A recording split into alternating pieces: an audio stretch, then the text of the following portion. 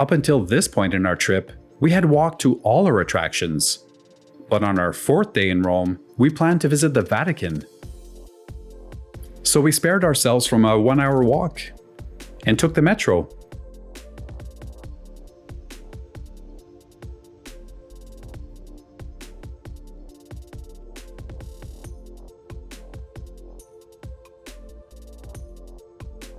Not sure why, but buying a ticket here was complicated. I mean, we've previously bought tickets in foreign languages before. We couldn't manage to change the language. And then someone told us we could use our credit cards as a pay pass. Well, none of the machines were working, so actually Ellie told this one guy he can just tap and pass. So let's see if it works. I'm gonna take my credit card, I'm gonna swipe it here, and I can go.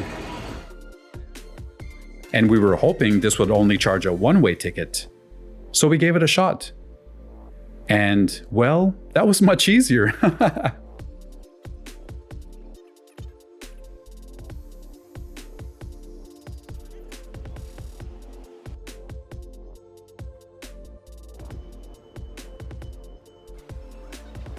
Prior to visiting, I thought the Vatican City was strictly for St. Peter's Basilica. But it's also home to the Vatican Museums, which turned out to be one of the most jaw-dropping and unexpected parts of our trip.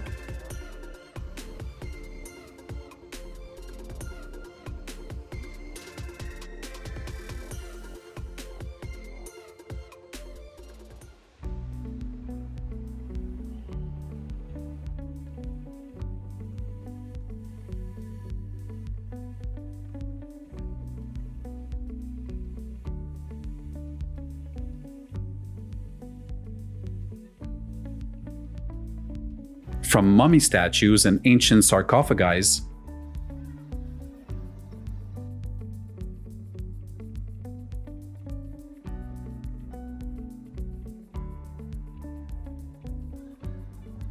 to halls filled with painted walls, gold-trimmed ceilings, and masterpiece after masterpiece.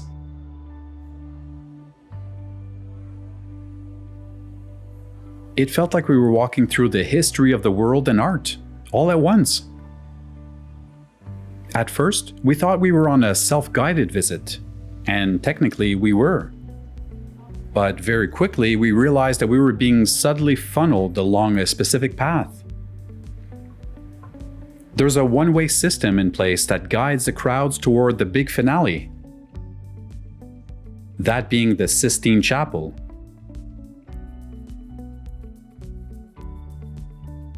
And while it was a bit overwhelming at times, especially with the crowds, there's no denying that it's one of the most awe-inspiring museum experiences we've ever had.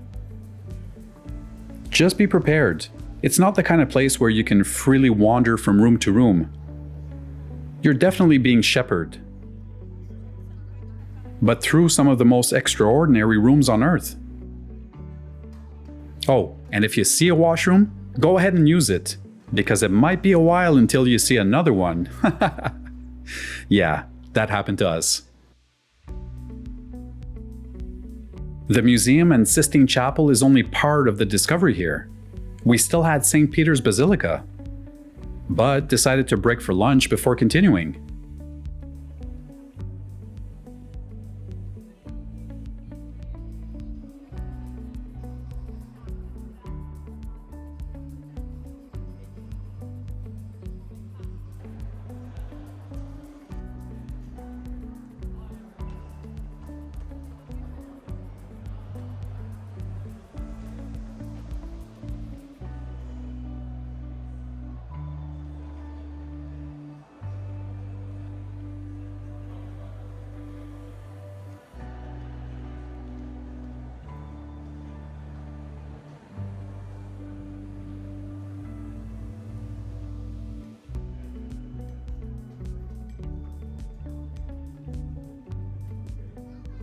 We enjoyed our zucchini flowers, lasagna, and cacio e pepe.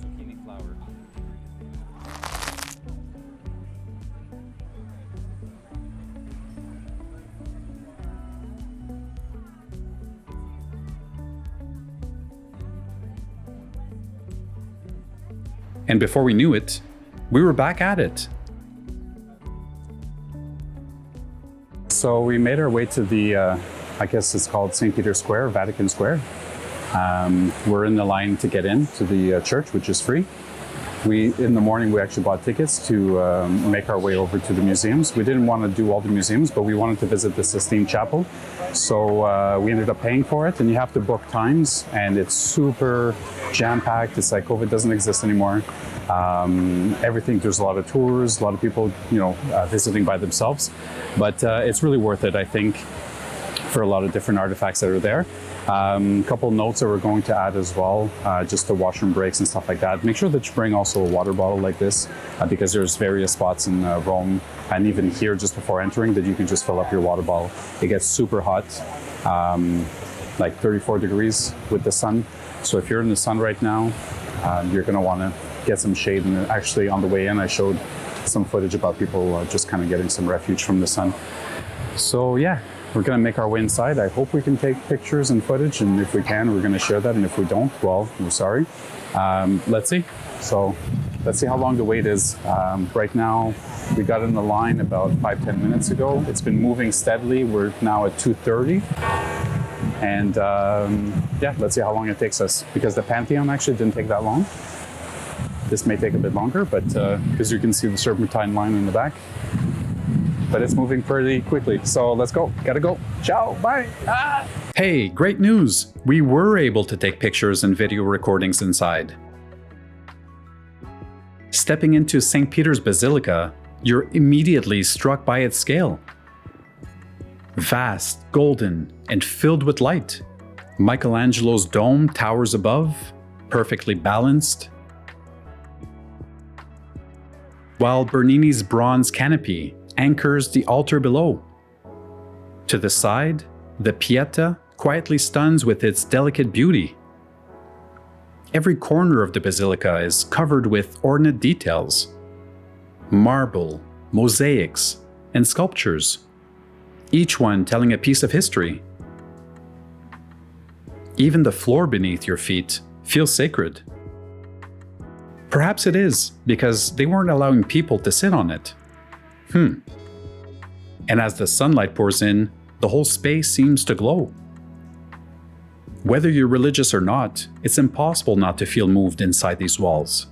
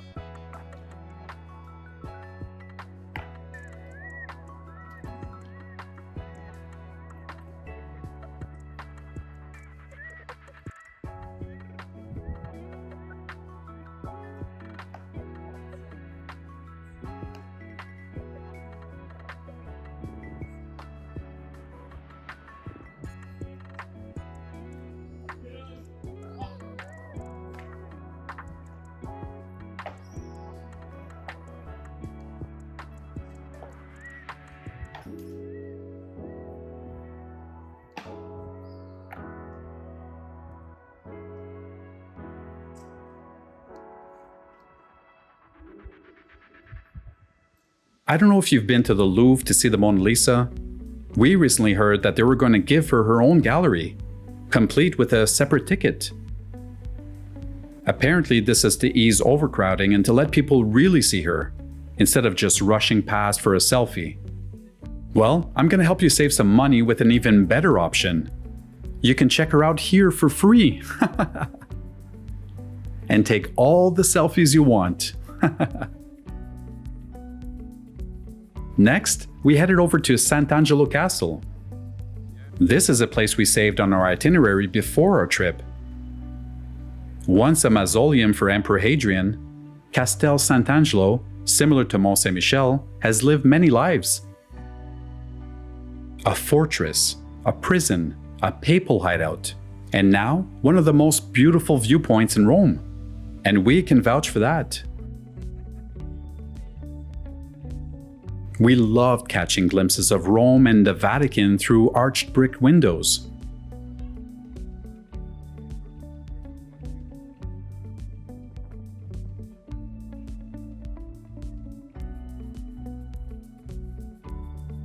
And more so from the rooftop view.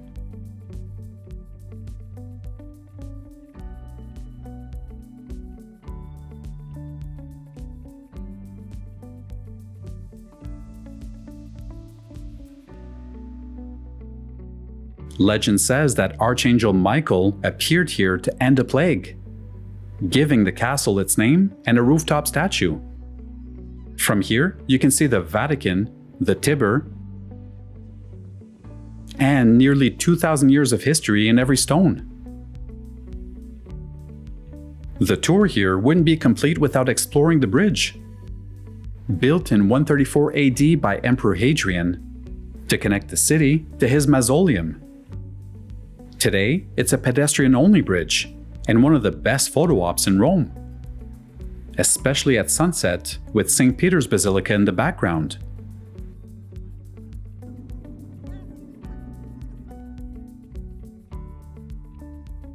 There's something powerful about a familiar song or a voice. It'll bring back memories more vividly than a photo ever could. That said, one of the most striking sounds I remember from this trip, and if you've been to Rome in spring, you've probably heard it too. Those high-pitched cries echoing through the sky. They're called swifts.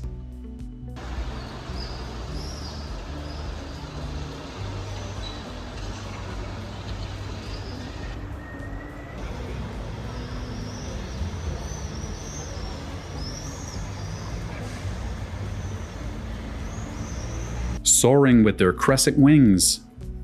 Nico called them springbirds, because their return to the city signals the start of warmer days. And this was a much better alarm clock than the breaking glass. On our last full day in Rome, we had the traditional Italian breakfast. And for your information, we're used to having fruits for breakfast. You probably noticed that we haven't shown the Colosseum yet. Actually, we almost missed our chance to discover it. When we first arrived in Rome, we felt like we had all the time in the world and got sidetracked. But we managed to find available tickets on our last full day here. We used our affiliate, Get Your Guide. Ellie will leave the link in the video's description for you as well. And you can actually book before your trip. And keep a lookout for free cancellations if you want more flexibility.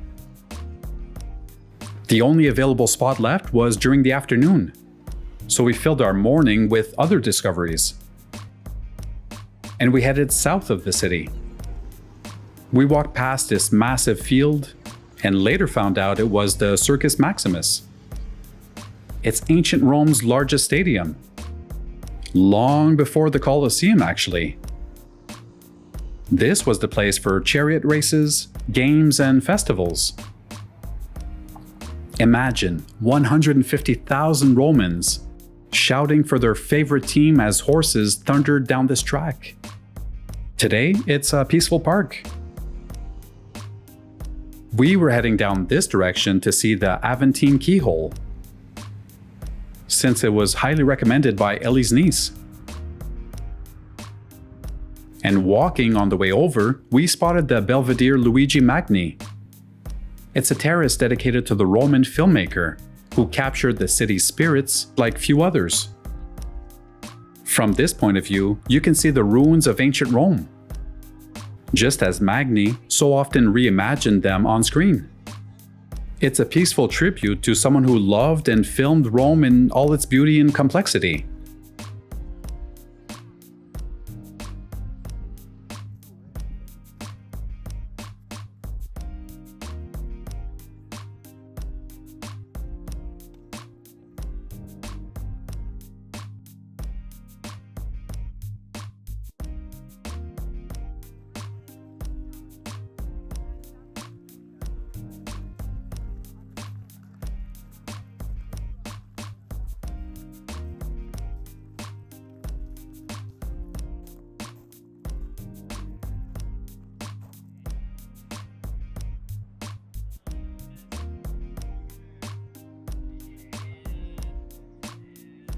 Here's the Aventine Keyhole.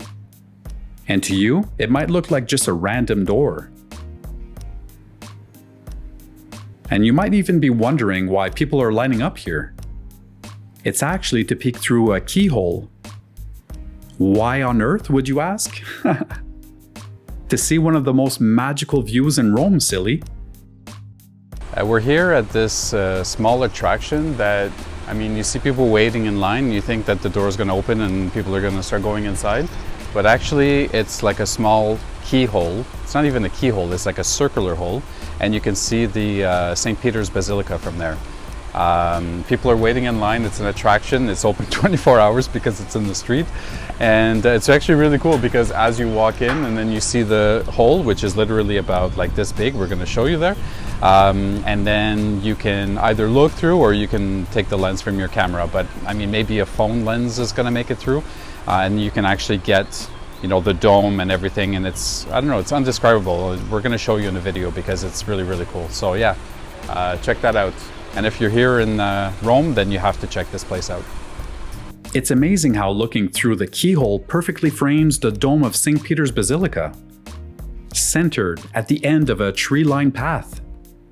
No filters, no tricks. Just a little-known spot with a $1 million view. Isn't that amazing? Thanks, Ju.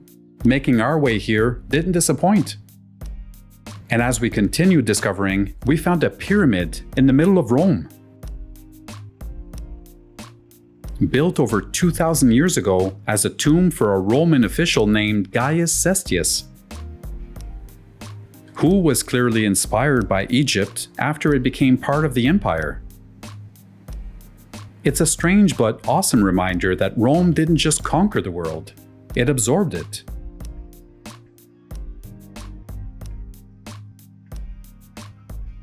And then we completely botched lunch. We mistook a gourmet grocery store from a restaurant and ended up eating a bunch of desserts and gelato instead. Note to our future selves, avoid doing this, especially on a warm, sunny day. Exhausted from all the walking and the heat, we grabbed a taxi and a quick sandwich before heading to the Colosseum. Standing here in front of the Colosseum, you don't need a tour guide to feel it. You just look up. It's easy to forget that this was once the biggest stage in the world.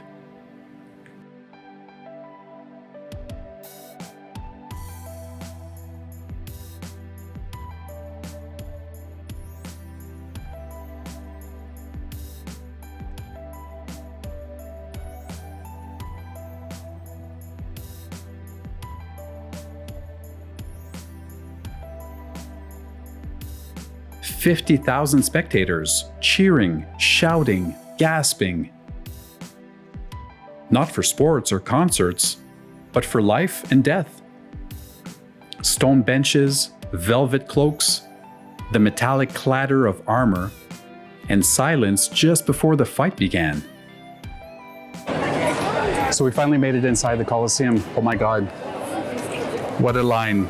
We bought our tickets for 2 o'clock. Actually, the whole way over here, you kind of feel bizarre because people are asking you, do you have tickets? Do you have tickets? And you kind of feel like they were wanting to sell you tickets. But the thing is, if they have a badge over here, they probably work for the city or for the Colosseum somehow.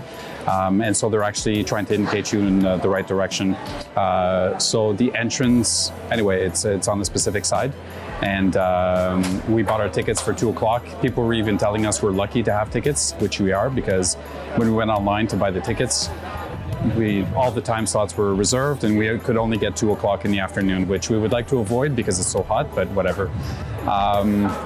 Made our way inside, and we thought we could make it a little bit earlier just to beat, because it says to prepare for security checkpoint. But then when we arrived, the guy said, no, you need to wait an extra 20 minutes. So if you arrive, you need to arrive on time, not earlier. And what else? I think that's pretty much it. It's super busy, so we're gonna try to find these nooks and crannies where it's a bit quieter. But as soon as you enter, it's just everyone's there and everyone's looking at, the whole kind of panoramic view. So we're gonna try to find something a little bit more quiet, and we're gonna show you some cool views inside the Colosseum. So let's go explore, let's go discover. But here's the other wild part. This place survived. Earthquakes, looters, empires rising and falling, and still it stands. Now it's here for tourists and cameras, not for gladiators and emperors.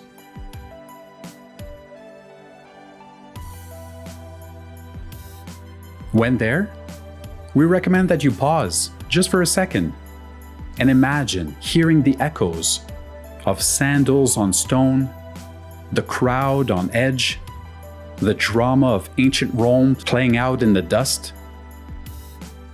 And somehow, even with all the people around you, you feel small, but in the best possible way. Because this isn't just history you read about. This is history during your vacation. I don't like the word regret, but after now reliving all our experience from watching our footage in Rome, I really wish I would have experienced the lower levels. So, I did throw my coin in the Trevi fountain, so I guess I'll be back to Rome then.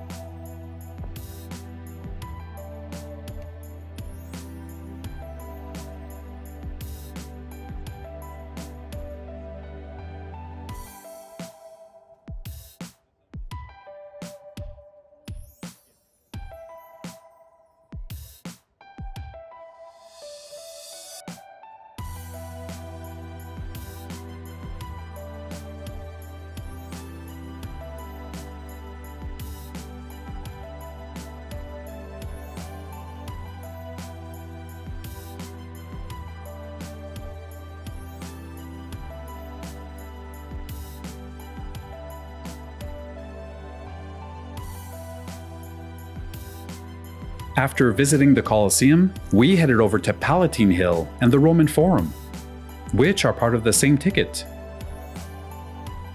It's a lot to take in all at once. We didn't realize this at first, but the Colosseum ticket actually gives you 2 consecutive days to explore everything. And now, that makes perfect sense. Sadly, this was our last full day in Rome, so we tried to push through as much as we could.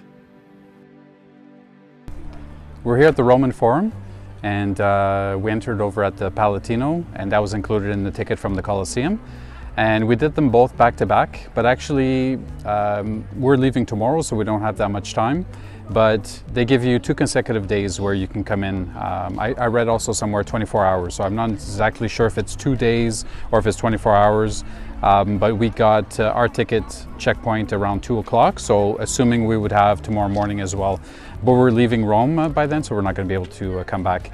But we definitely recommend you doing probably both, like in separate days if you can, because it's a lot. We walked around, we discovered we didn't do the justice for the tour here for the Palatino and the Roman Forums, because I think we spent maybe a couple of hours, but you can walk so much more and there's so much more to see. There's a view actually up there that you can show that we didn't get all the way up there because one, we didn't know that that existed, and two, we were tired of walking up the steps. But assuming that that's a super nice view of this whole sector over here, the columns, the arches. You also have behind me this with the columns. There's another part there which is a Roman,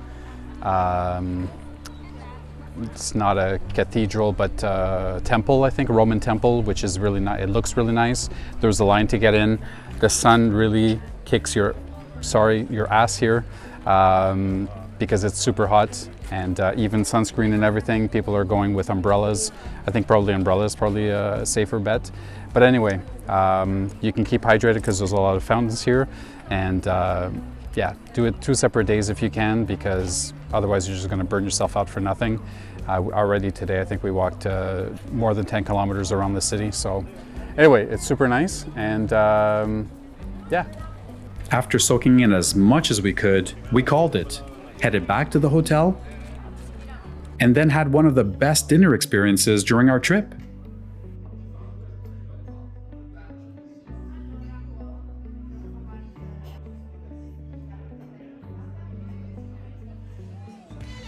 Welcome back. And just like that, 5 days in Rome flew by. Can you believe we didn't check off everything from our list? But at least we made it to the top sites and beyond. Rome gave us the impression of an open-air museum. And after visiting many big cities, this one struck us the most. Let us know in the comment section if this video inspired you to create your own trip. And don't forget, we can help you prepare your own personalized itinerary based on your taste and style. Send us an email for more details.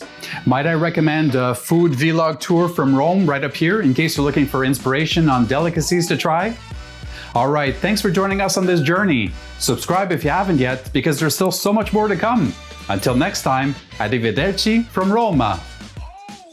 It's a try, so.